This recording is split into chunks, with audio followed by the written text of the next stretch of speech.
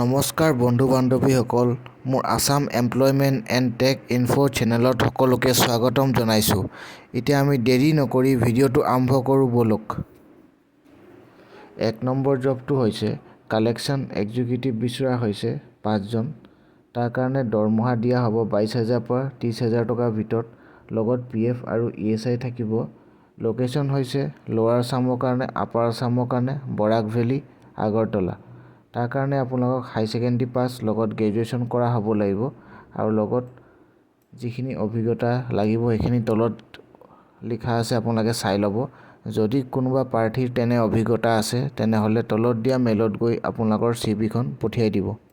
2 number জবটো হৈছে north গুৱাহাটীত food মেনুফেকচাৰিঙত quality officer বিচৰা হৈছে।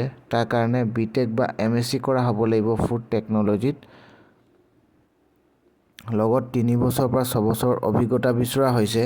দৰমহা 6 পৰা 7 LPA বিচৰা হৈছে, মানে বছৰিটো কোৱা হৈছে। যদি কোনোবা প্ৰাৰ্থীৰ তেনে অভিজ্ঞতা আছে তেনেহ'লে তলত দিয়া মেইলত গৈ আপোনালোকৰ CV খন পঠিয়াই দিব, নাইবা তলত দিয়া নম্বৰত গৈ যোগাযোগ কৰিব পাৰিব। 3 নম্বৰ জবটো হৈছে গুৱাহাটীত HR এছ'চিয়েট বিচৰা হৈছে। তাৰ কাৰণে গ্ৰেজুৱেশ্যন লগত MBA কৰা হ'ব লাগিব। বয়স 23 বছৰ পৰা 29 বছৰৰ ভিতৰত, লগত লাগিব 6 মাহ অভিজ্ঞতা, নাইবা নতুন হ'লেও হ'ব। যদি কোনোবা প্ৰাৰ্থীয়ে তেনেহ'লে আবেদন কৰিব বিচাৰিছে তেনেহ'লে তলত দিয়া মেইলত গৈ আপোনালোকৰ CV খন পঠিয়াই দিব, নাইবা তলত দিয়া নম্বৰত গৈ যোগাযোগ কৰিব পাৰিব। 4 নম্বৰ জবটো হৈছে গুৱাহাটীত ফ্ৰণ্ট অফিচ এক্সিকিউটিভ বিচৰা হৈছে। তাৰ কাৰণে গ্ৰেজুৱেশ্যন কৰা হ'ব লাগিব, লগত এবছৰ ট্ৰেভেল এজেঞ্চিত অভিজ্ঞতা বিচৰা হৈছে, নাইবা নতুন হ'লেও এপ্লাই কৰিব পাৰিব। তাৰ কাৰণে 2 জন প্ৰাৰ্থী বিচৰা হৈছে। দৰমহা 9,000 পৰা 14,000 ভিতৰত দিয়া হ'ব। যদি কোনোবা প্ৰাৰ্থীৰ তেনে অভিজ্ঞতা আছে তেনেহ'লে তলত দিয়া মেইলত গৈ আপোনালোকৰ CV খন পঠিয়াই দিব, নাইবা তলত দিয়া নম্বৰত গৈ যোগাযোগ কৰিব পাৰিব। 5 নম্বৰ জবটো হৈছে পলাশবাৰীৰ FMCG মেনুফেকচাৰিঙত ব্লো মল্ডিং অপাৰেটৰ বিচৰা হৈছে। তাৰ কাৰণে আপোনালোকক CPET বা ITI কৰা হ'ব লাগিব, লগত 5 বছৰ অভিজ্ঞতা বিচৰা হৈছে। দৰমহা 30,000 পৰা 40,000 ভিতৰত দিয়া হ'ব।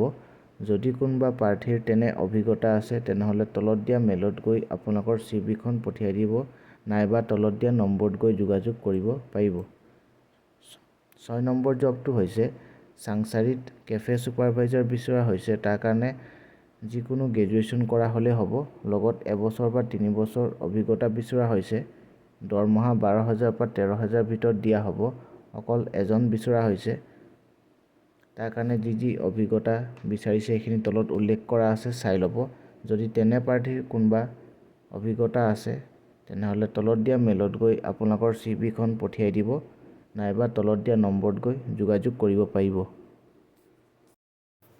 7 নম্বৰ জবটো হৈছে তেজপুৰত মেইনটেনেন্স টেকনিচিয়ান বিচৰা হৈছে মেনুফেকচাৰিং ইণ্ডাষ্ট্ৰীত।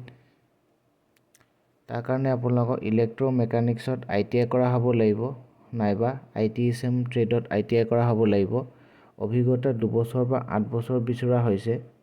যদি কোনোবা প্ৰাৰ্থীয়ে তেনে অভিজ্ঞতা আছে তেনেহ'লে তলত দিয়া মেইলত গৈ আপোনালোকৰ CV খন পঠিয়াই দিব, নাইবা তলত দিয়া নম্বৰত গৈ যোগাযোগ কৰিব পাৰিব। 8 নম্বৰ জবটো হৈছে তেজপুৰত টেলিকলাৰ বিচৰা হৈছে। দৰমহা 8,000 টকা দিয়া হ'ব, লগত আপোনালোকৰ ভাল কমিউনিকেশ্যন স্কিল আৰু অসমীয়া আৰু হিন্দীত ভালকৈ ক'ব পৰা হ'ব লাগিব। তাৰ কাৰণে আপোনালোকৰ হাই ছেকেণ্ডেৰী পাছ হ'লে হ'ব। ইণ্টাৰভিউ তাৰিখ হৈছে 1 মাৰ্চ 2025 আৰু ঠিকনাটো আপোনালোকে তলত দিয়া নম্বৰত গৈ যোগাযোগ কৰি ল'ব। 9 নম্বৰ জবটো হৈছে গুৱাহাটীত ফেক্টৰীত চিফ ইনচাৰ্জ বিচৰা হৈছে। তাৰ কাৰণে গ্ৰেজুৱেশ্যন কৰা হ'লে হ'ব। দৰমহা 20,000 পৰা 25,000 টকাৰ ভিতৰত দিয়া হ'ব।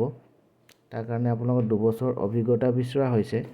যদি কোনোবা প্ৰাৰ্থী তেনে অভিজ্ঞতা আছে তেনেহ'লে তলত দিয়া মেইলত গৈ আপোনালোকৰ CV খন পঠিয়াই দিব, নাইবা তলত দিয়া নম্বৰত গৈ যোগাযোগ কৰিব পাৰিব। 10 নম্বৰ জবটো হৈছে গুৱাহাটীত চাচিকা হোটেলৰ কাৰণে মেইনটেনেন্স ছুপাৰভাইজাৰ বিচৰা হৈছে এজন। বয়স 18 বছৰৰ ওপৰত হ'ব লাগিব।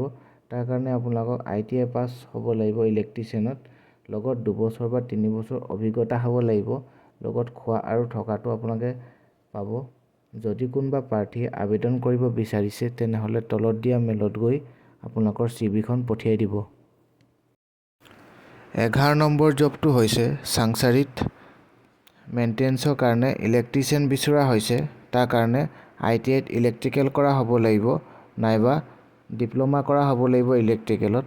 লগত এবছৰ বা 4 বছৰ অভিজ্ঞতা বিচৰা হৈছে। দৰমহা 18,000 পৰা 20,000 টকাৰ ভিতৰত দিয়া হ'ব। যদি কোনোবা প্ৰাৰ্থী তেনে অভিজ্ঞতা আছে তেনেহ'লে তলত দিয়া মেইলত গৈ আপোনালোকৰ চিভিখন পঠিয়াই দিব নাইবা তলত দিয়া নম্বৰত গৈ হোৱাটছএপ কৰি পঠিয়াব পাৰিব। ধন্যবাদ। এনেসমূহ জবৰ ভিডিঅ' সদায় পাই থাকিবলৈ মোৰ চেনেলটো লাইক, শ্বেয়াৰ আৰু ছাবস্ক্ৰাইব কৰিবলৈ নাপাহৰিব আৰু লগত বেল আইকনটো টিপি দিব।